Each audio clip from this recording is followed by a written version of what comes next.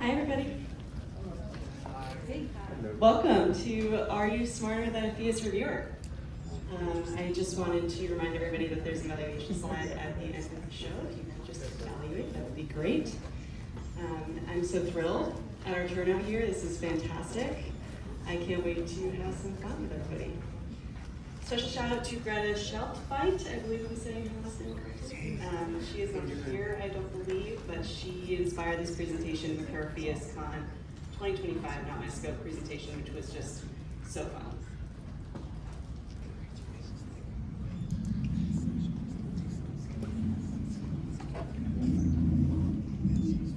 Our agenda today, I'm going to do some introductions of our expert panelists, as well as myself. I'm going to review how to play the game and what we're going to do today, and then we will start. My name is Molly Kraft. I will be your host today.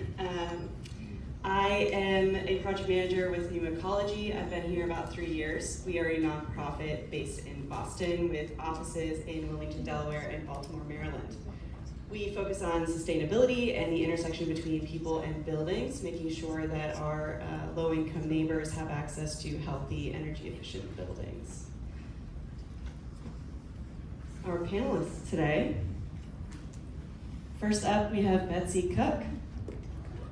Hi everyone, I'm Betsy Cooke. I am an associate and senior project manager at PCA in Cambridge. Hello, Nicole Schuster. I am the principal and founder of Positive Trace Architecture, located in Syracuse, New York, doing high performance architecture and passive house consulting and energy modeling. I'm Maggie Goetsch. I'm a building certification associate at Phius, which is located in Chicago, Illinois, but I work remotely out of Cleveland, Ohio. Great, thank you everybody. All right, let's get to it. First off, I want to ask, how many people in here consider themselves new to Passive House? One person, 2, 3, 4, excited, interested perhaps? How many people think that they are sort of in the middle? Maybe they're taking their CPHC exam or their CPHB or B, maybe worked on 1 or 2 buildings, sort of in the middle there. Great. And how many people consider themselves passive house experts? Expert might be a strong word, but how many people consider themselves, like, maybe you might know what they might call out if you're looking at a plan set? Okay, we got some people here. All right, I'm going to be picking on the newbies and the middle people, okay? Today we're going to be doing 5 Phius questions. They're majority details, 4 out of 5 are details, and the 5th one is a modeling question. I will be asking for a volunteer to come up and identify, based off of multiple choice, what the issue that Phius called out was. Then you can ask our panelists for a hint. Each of them has a hint. If you're very confused, you can ask for all 3 hints and see if that narrows it down. If you think you have an idea, you can just ask for one. Choose carefully which one you want. Then you will do the solution. I have identified the solution that Phius called out, or not that Phius called out, that the architect or the modeler or the engineer decided was the best option and was approved by Phius. Okay? This disclaimer, not all of these they all have different solutions, okay? And they all might have many solutions. So the ones that were identified here might not be the only solution available to these problems. Also, the world of high performance building is constantly evolving, and Phius is constantly working on how to improve this process and call out new things and fix old things. So things might change eventually. If you get a question right, there is candy available. I'm going to give you a brief description of the project and the detail to give you an idea as well. I want to also note that all of these details and questions come from projects in Climate Zone 5A, because that's the one that I work in. And I would like to engage the audience. If you want to shout out the answer, if you think you know it, the volunteer can also ask at any time for audience help. There might be plants in the audience from a company who might be telling you the wrong answer. I hope you come away from this exercise with a better understanding that this is a collaborative process and multiple perspectives matter and solutions and issues come from all different places. So, let's begin. Who wants to be our first volunteer? Anyone? Anyone? Here we go. Great, round of applause. Come on down. Do you want to tell us your name, your company? Yeah, sure. My name is Darius Liu. Should I take this? I'm an energy modeler and passive house consultant at Building Evolution Corporation, and I'm scared. This one's easy, it's okay. You'll be okay. So, I'm gonna zoom in, but this is a elevator and stair overrun detail. This is the area that we were focusing on. You can see we have some polyiso roof insulation here, some continuous exterior insulation here. We have some wood blocking here. We have some roof trusses here. We have interior conditioned space here. What is the issue? These are your options. There is a hole in the air barrier somewhere. There is a thermal bridge here. There is an issue with prescriptive insulation requirements from Phius. And remember, you can ask the audience, or you can ask for any of 3 hints, or all 3 hints if you would like. Well, there is a thermal bridge from all the blocking that's created. I also don't see a super continuous air barrier. Is the purple line supposed to represent the air barrier? Let's see here. We have this is an early detail, but yes, there is a vapor barrier here, and a vapor barrier called out here as well. But it doesn't actually connect. Okay.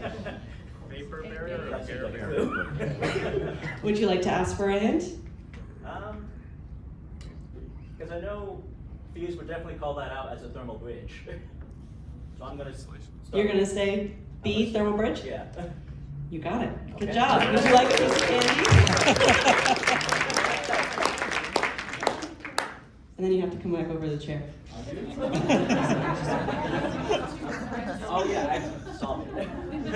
So this was the thermal bridge that called out. And this detail did include some continuous vapor barriers. I did not notice that when I was putting it together. Okay, I was like, is this a trick question? Not a trick question, just an oversight on my part. All right, so what was the solution? I'm going to give you 3 options. You can see in the red there, this is option A. Replace some of the blocking with closed cell spray foam. Option B, extend the polyiso to the wall assembly and get rid of the blocking entirely. Or C, fill the horizontal cavity with mineral wool bats. Well, I don't think structural will be happy with B. So, and I'm gonna go with A. You're gonna go with A? You were correct. This is the final detail. We got an expert up here, guys. You can have some more candy. I'm gonna bring it over here. Wow. Okay, 2 pieces of candy? Absolutely, we're generous here. So you can see here we replaced the blocking with the closed cell spray foam, and we fixed some of the air barrier problems, which is why I didn't notice it. You can go sit down. Great job, round of applause.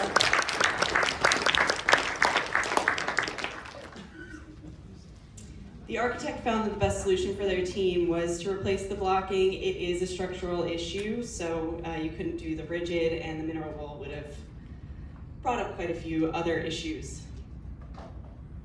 All right. Who wants to be our next volunteer? I'm hoping for somebody who doesn't know the answer, so we don't have to sit up here and do that. Yeah. Great. Come on down.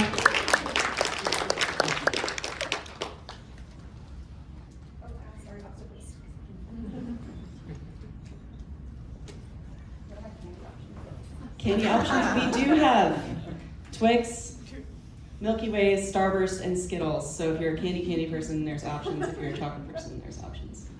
All right, do you want to state your name and your company? Sure, my name is Ginny Leary, and I just started with the studio for high performance design and construction. I am also a carpenter and a handyman in Boston. Oh yeah, okay. We have a foundation detail. Great. So you can see we have some mineral wool rigid insulation here. We have some more rigid insulation here. We have some brick here. We have a wall with some insulation here. What do you think is the issue? And I can go back to the other slide and you can ask a hint or you can ask the audience, or both. We have the waterproofing membrane should lap up to the wall instead of down to the footing. There is a thermal bridge. The brick should not extend below grade. Okay, can you go back? Absolutely.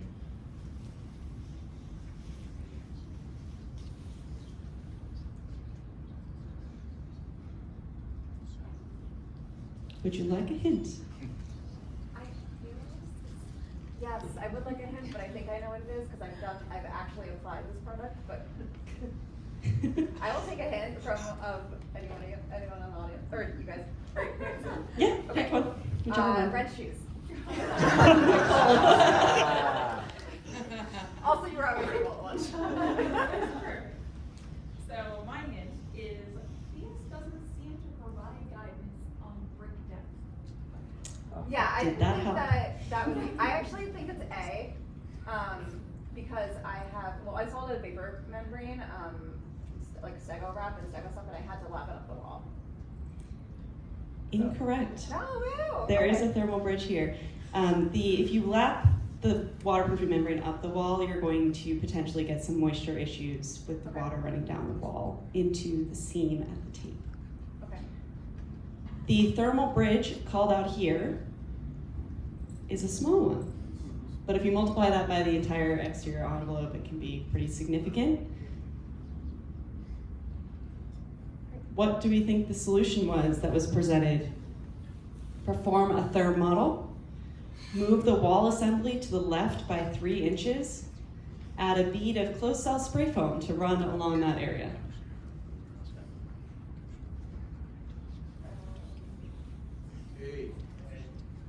Hey. A and B. Do you want to ask for a hint? Sure. Okay, who would you like to ask from? Green shirt pants. Sorry, I Nikki? didn't get the names, I just like outfits. The details submitted to Phius tend to call for some sort of energy model. Okay, hey. Yes, this detail was performing a thermal model. Would you like a piece of candy? So much. Okay. Round of applause.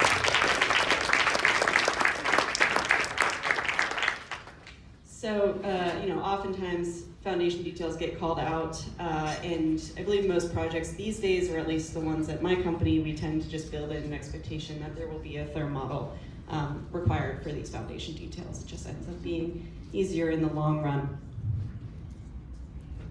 What did the model say? What did the model say? It's up there.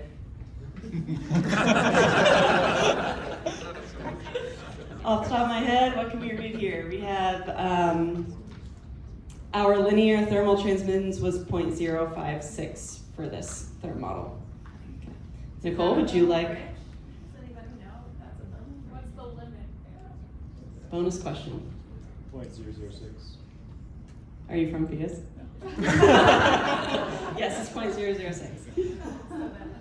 So it is. Yeah. Was there a condensation concern? You're asking me a lot of questions. I'm just pretty sure I'm supposed to be asking you the questions. But I don't believe there's a condensation concern here. No. No, you would have to incorporate that into the energy model, and you would take a slight energy penalty for it across the total length of where that condition occurs.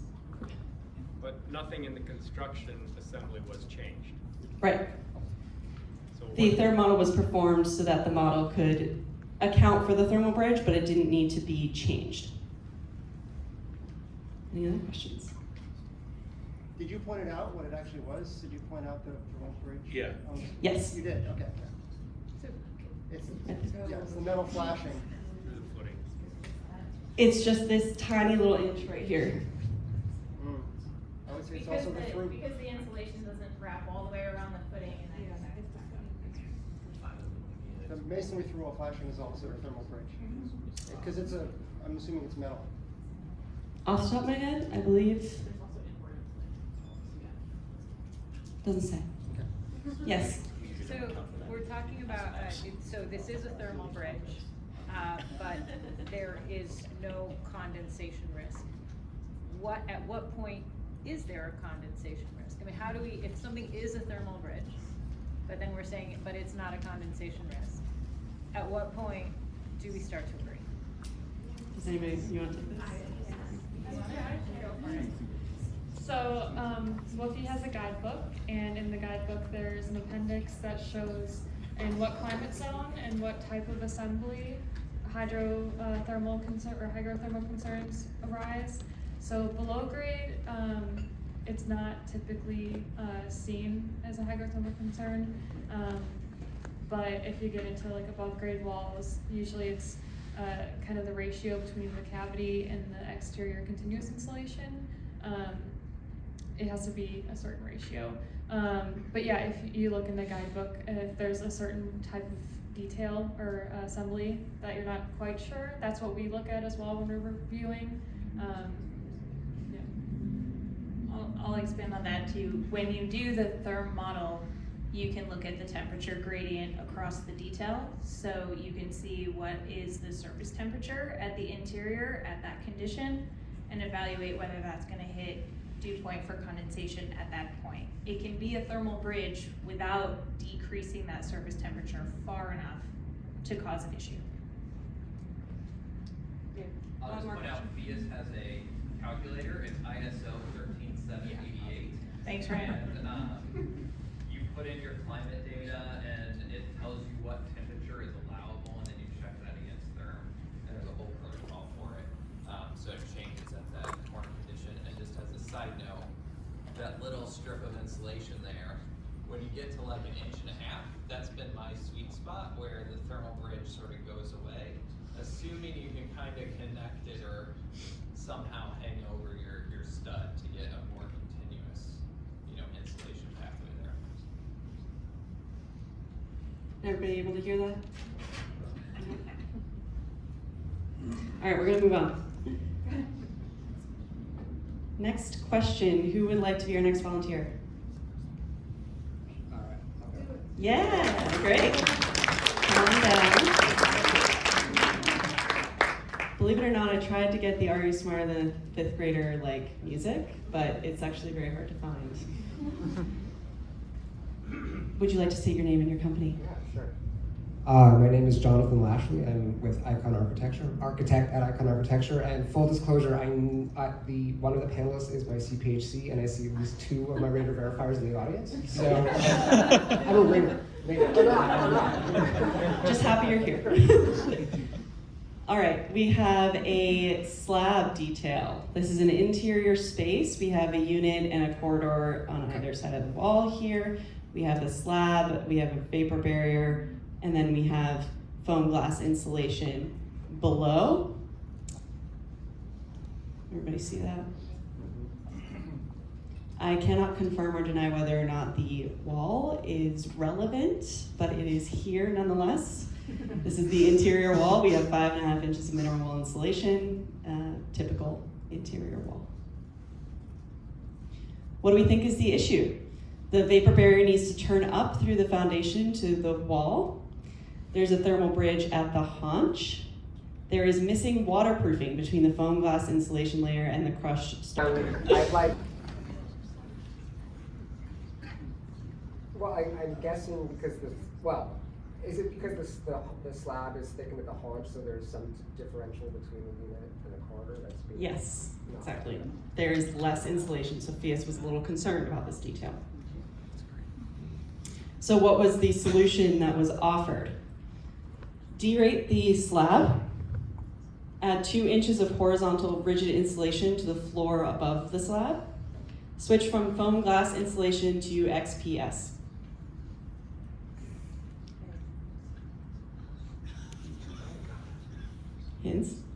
ask the audience. You can ask for many hints. Let's ask the audience. Ask the audience. What does the audience think?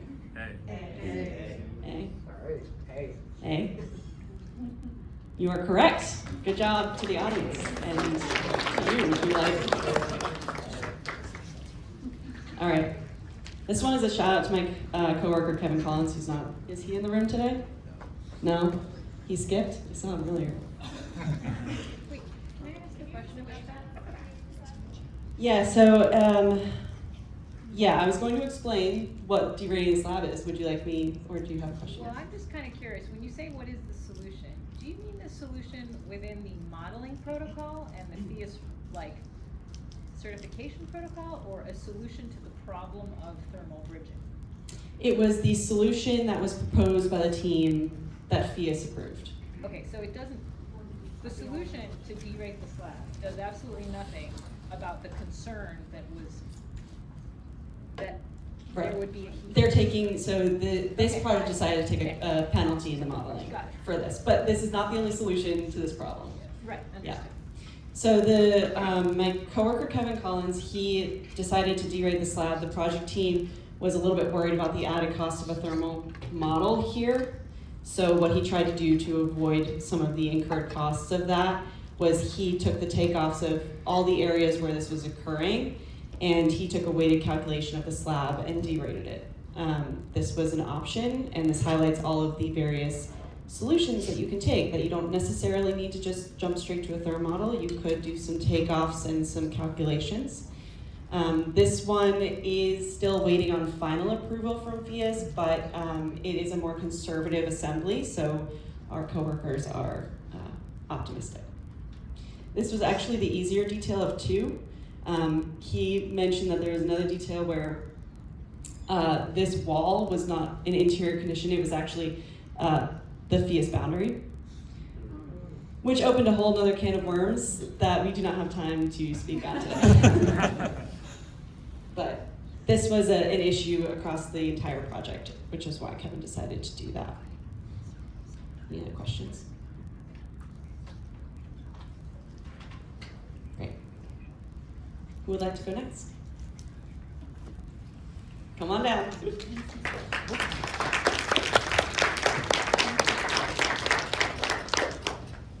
Your name, company? I'm Steve Scribner with Shape Architecture Studio in Denver. I am really excited to be at NESEA, but I'm very nervous right now. I think we all are. It's fine.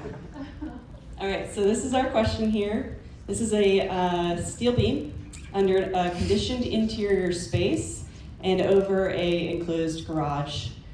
We have R30, about 8 inches of K13 cellulose thermal insulation around the steel beam, and we have the slab above. Okay. What is the issue? There is a thermal bridge. R30 is not enough insulation around the beam. There should be an air and water barrier at the concrete slab. Hints are available. Ask the audience. Wow. Our panelists have a lot of great hints and Yeah, let's expert go guidance with, for you. Yes, but let's go with a hint. Betsy? I'll give you one. R30 is already quite a lot. Do we really need more insulation here? You can ask for more hints. It's not that much, but I think it's A. You think it's A? Yeah, I do. Final answer? Yeah. Audience? C. C?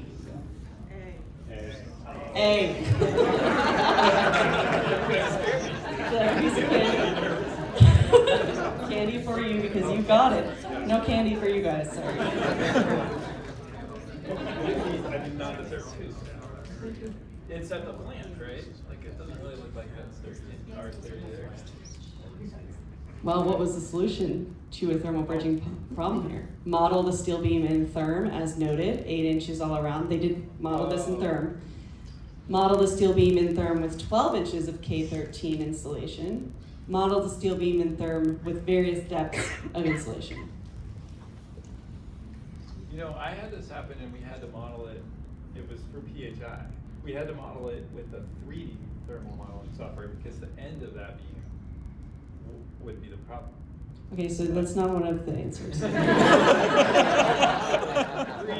2D, so you can make sure. So your choices are A, B, or C. I would go with, well, I'm gonna ask the audience. for a Ask the hint. audience? Yeah, let's go for a hint. What do people think? I also think. I mean, once you have a third model set up, it's really easy to change. So wouldn't you start with A and see if it's a problem, and then do C? I don't know, would you? Oh. Do you need another hint? Okay, let's have. From Nicole, Maggie, Yeah, Betsy? right, sure. My hint, where did 12 inches come from? Not in the notes. I don't think that narrowed it down between A or C. Yeah. You would do A? Yeah, then you can just change the number if it doesn't work. Okay, final answer? C. Are you sticking with A or are you going with the audience answer of C? Okay, C. You guys made me nervous. Peer pressure. Yeah. Wins out. Thank you guys. Yeah, so this ends up being a constructability issue. Right now it's noted as 8 inches all around. That is not possible at the flanges due to gravity. Once you start spraying on the K13 here, it's just gonna fall off. And our projects have run into that in construction issues and cost a lot to fix this issue and to model it in therm to make the Phius models more accurate. This was direct from a Phius Reviewer. This is what they modeled. Even though the note says 8 inches, they went ahead and measured at the flange and at the bottom of the steel beam for what that looked like on the plans. But you can note, 2 inches or 3 inches or 4 inches in these areas. Yes? Did they model the most prevalent flange or the worst case? That I do not know. It was Phius who modeled it. We sent this off to Phius, and they did it for us. Yep. Are you allowed to use intumescent paint without space for it to expand to provide a 3-hour rating? 3-hour ratings, I don't know about. Does anybody, any of our expert panelists, want to ask about fire rating? Can you put intumescent paint without space for it to expand? Underneath the K13.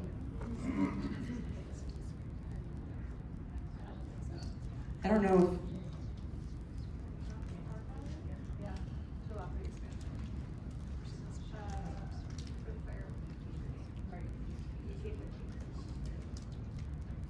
It's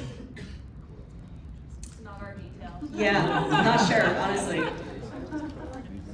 Not a fire code consultant. Any other questions? Fortunately, we did not have an answer to that. Sorry. All right, this is our last question.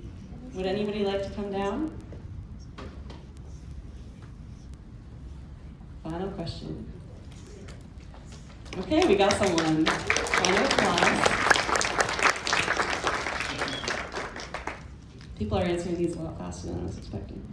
You guys are smart. Introduce your name, company.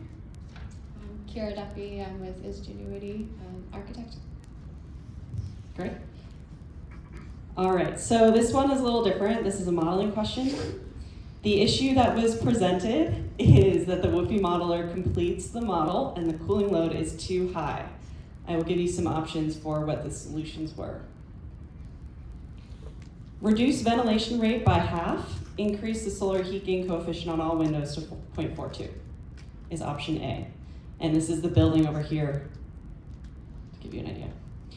Ensure the window to wall ratio is 23% and increase first floor wall insulation is option B. Option C, raise the sill height by 6 inches and tweak the solar heat gain coefficient of various windows. Feel free to ask for a hint. So the problem was that the cooling load was too high? Is that right? Yes, the cooling load is too high. Okay. I have never done a Whoopie model, so Sounds like you might need a hint from a panelist. well, I'd love to audience? What do you guys think? Okay, so let's work through why. Okay, so ventilation rate, reducing that, I don't think would change the cooling load. And increasing the solar heat gain of windows would just make it warmer, so you'd increase your cooling load. Great. Okay, ensure window to wall ratio is 23%, good. And increase first floor insulation. I don't know why just first floor. That seems like you wouldn't be Little improving the random. cooling. Okay, so raising the sill height by 6 inches, tweaking the solar heat gain of the windows. So I'm assuming that you would reduce the amount of solar gain that you would be getting through the windows. And then, does somebody want to explain why we would raise the sill height by 6 Less inches? glass. Less glass. Less glass. Thank you. The designer would go with the easiest path. Make it a little smaller. I will go with C. Thank you. You get a piece of candy.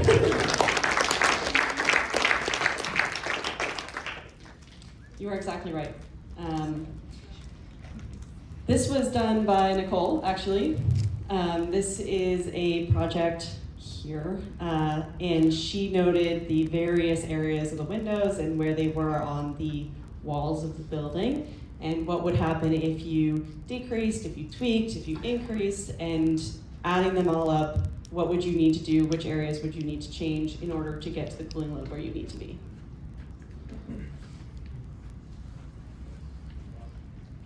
Does anybody have any questions about this? Okay. We have a bonus rapid fire round for the audience. I have 5 questions for you. If you know the answer, please shout it out. What is the cloud-based software that will be replacing Whoopi? That was really fast. Okay, great.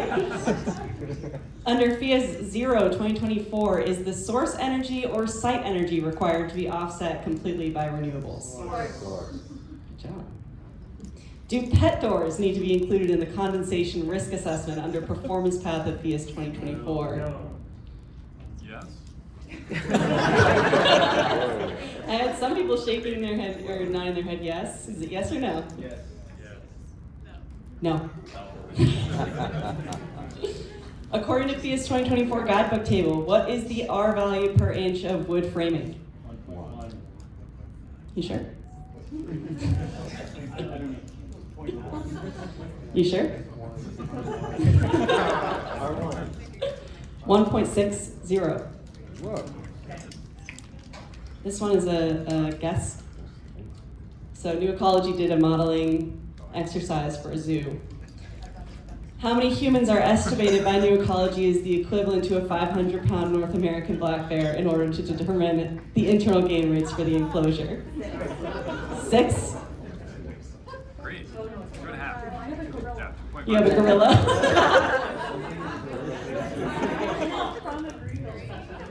3? We have a 3. We have a 3 in the back. 3? You guys are spot on. It was 3. Yeah. We have the modeler in the room here with us. This has not been verified by Phius. I just want to make that clear. They have not approved it yet. But yeah, we're doing a zoo, so there was a lot of modeling of different animals and comparing them to humans. Yes. Is that when the bear hibernates though? They're adapted. Yeah, that's true. And actually, the range of a black bear, it made it hard to make this question, is like 160 pounds to 500 pounds. So like, what are you supposed to say, right? But I chose the 500 pounds. Plus, like, there's a lot of things that go into a zoo, like if a bear sheds, what are you going to do for your ventilation rates, right? So this is a pretty complicated project. We have some folks in the room who are working on it, if you have questions. That's it. I don't know what time we're at, because I haven't been watching. But if you guys have any questions, feel free. These are our emails.